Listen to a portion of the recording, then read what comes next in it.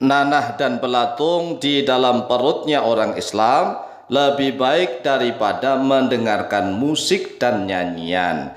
Tulisan ini sudah menyebar di medsos. Ketahuilah bahwa ini adalah satu makna di dalam hadis yang sahih riwayat Imam Bukhari dan juga riwayat Imam Muslim. Tetapi sayang sekali, jarang sekali yang paham tentang maknanya, yang paham tentang maksudnya. Banyak yang salah paham. Oleh sebab itulah, tatkala kita mengambil suatu hukum tidak bisa langsung menggunakan Quran hadis tanpa kita tahu tentang ilmu-ilmunya. Contoh misalnya, hadis ini benar, la ayyam tali'a jawfu ahadikum qayhan khairun lahu min ayyam tali'a syi'ran.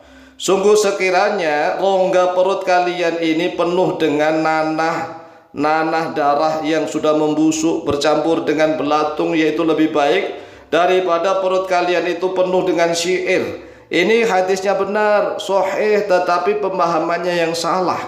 Mengapa? Yang pertama, bahwa dia tidak tahu tentang asbabu wurudil hadis. Asbabu wurudil hadis ini penting, sebab-sebab datangnya hadis. Memang di dalam kaidah usul fikih bahwa dikatakan al-ibratu bi'umumil lafzi la bi khususis sabab. Al-ibratu bi'umumil lafzi, dari ibrah pelajaran itu dengan menggunakan umumnya lafaz, la bi khusus sababi, tidak dengan khususnya sebab. Tetapi yang pertama harus kita ketahui, yang kedua adalah ilatul hukmi, tentang ilat hukum, sebab suatu masalah. Mengapa syair itu dikatakan haram? Karena ada sebabnya, ada ilatnya. Mengapa musik dikatakan haram? Karena ada ilatnya, ada sebabnya yang menjadikan haram. Inilah tata cara para ulama di dalam istimbatul hukmi, menarik suatu hukum. Langsung menggunakan Quran hadis, ya redaksinya benar, bahkan hadisnya sahih.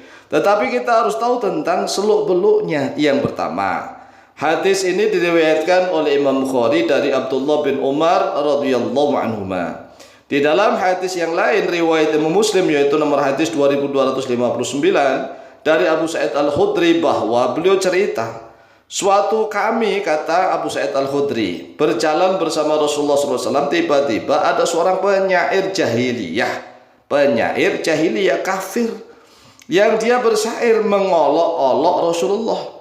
Rasulullah diolok-olok, dihina, Islam dilecehkan, sehingga Rasulullah SAW bersabda, khudhu asyaitana, tangkaplah oleh kalian syaitan itu. Karena dia seorang penyair yang menghina Rasulullah, mengelak-elak Islam, menjelek-jelekkan Islam. Au amsiku syaitana, atau tahanlah oleh kalian syaitan itu. La ayyam tali'a jufu rajulin qayhan khairun lahu min ayyam tali'a syi'ran. Sungguh sekiranya rongga perut salah seorang kalian itu penuh dengan qayhan, berupa nanah darah yang sudah membusuk bercampur ulat, ya ulat atau belatung-belatung, khairun, yaitu lebih baik lahu baginya, min ayyam tali'a syi'ran, daripada penuh dengan syair. Ini sekali lagi, dalil ini benar, sahih, tetapi pemahamannya yang salah. Yang pertama salahnya karena dia menyamakan syairnya orang Islam dengan syairnya orang kafir. Tidak sama.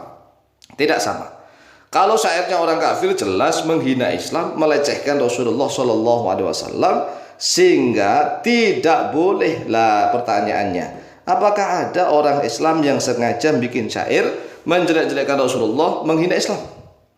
Ya, pertanyaannya itu jelas jawabannya tidak ada. Kecuali misalnya ada orang Islam yang mendendangkan suatu lagu, tapi dia tidak tahu kalau lagu itu miliknya orang kafir, dia dendangkan, dia nyanyikan sambil joget-joget nyanyian misalnya, padahal isinya menjelek-jelekkan Nabi Muhammad, merendahkan Islam, ya jelas haram. Nah, kalau seandainya syair itu yang membuat orang Islam, yang menyusun orang Islam, memuji-muji agama Islam, menyanjung-nyanjung Nabi Muhammad SAW, yang wajar lumrah, ya, tidak sebagaimana orang Nasrani yang menyanjung-nyanjung Nabi Isa disamakan dengan Tuhan, ya tetap baik. Umat Islam baik. Contohnya itu Hasan bin Thabit. Hasan bin Thabit itu Al-Ansari, seorang penyair dari Ansor. Ini sangat dibanggakan Rasulullah SAW, sehingga Rasulullah mengatakan, inna minasyi'ri hikmatan. Inna minasyi'ri sesungguhnya dari sebagian syair, hikmatan yaitu hikmah. Di dalam syair itu ada hikmahnya. Bahkan syair ini banyak para ulama ahli hikmah yang menggunakan syair untuk menggugah, menyemangati perjuangan. Bahkan mampu mengetuk hati sehingga manusia meneteskan air mata, menangis. Oleh sebab itu tatkala kita memahami satu hadis nggak langsung begitu langsung pakai. Memang Quran hadis itu lengkap onderdil yang sudah lengkap. Tetapi ingat yang namanya onderdilnya itu lengkap. Yang bisa merangkai onderdil tersebut adalah para ulama ahli ijtihad, para ulama mujtahid. Nggak bisa kita menggunakan hadis langsung menarik suatu hukum. Kemudian dikatakan seluruh nyanyian dan alat musik itu haram. Loh, jangan begitu. Kita harus lihat dulu illatul hukmi. Illatul hukmi itu adalah sebab suatu hukum. Oleh sebab itu, tatkala kita membahas tentang hukum alat musik dan nyanyian, maka kita harus tahu tentang ilat-ilat hukum di dalamnya. Tidak bisa seluruh alat musik dikatakan haram. Haram, nyanyian haram, alat musik haram. Loh, alat musik itu apanya yang salah? Contoh misalnya, apakah sama seruling dengan gitar? Tidak sama. Gitar dengan biola apakah sama? Ya tidak sama, mirip tapi tidak sama.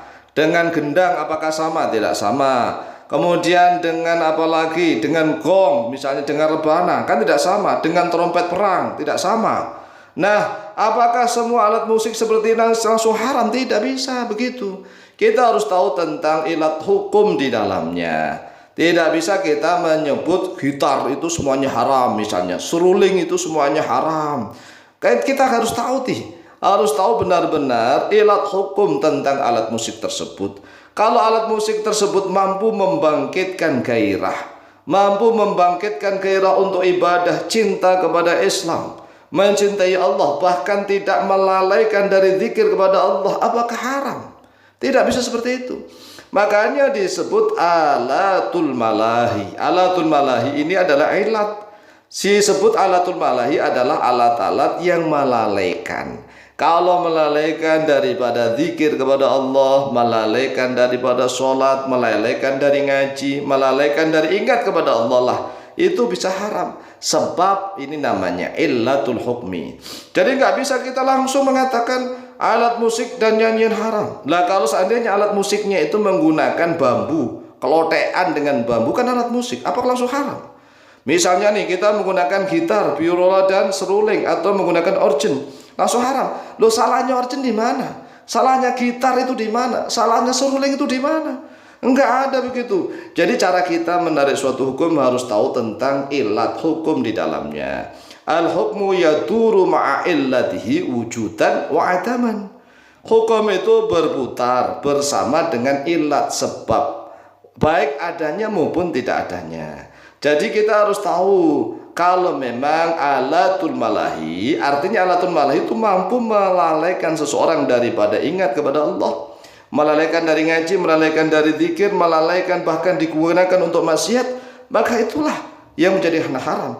Tetapi kalau dipakai untuk hal-hal yang membangkitkan cinta kepada Islam, tidak. Contohnya apa? Alat-alat perang itu kan bermusik, membangkitkan semangat, tidak. Alat-alat rebana dipakaikan untuk menendangkan sholawat-sholawat, juga tidak. Oleh sebab itu sekali lagi, mari pelajari hukum Islam dengan sebaik-baiknya. Demikian, semoga manfaat, lebih dan kurangnya mohon maaf.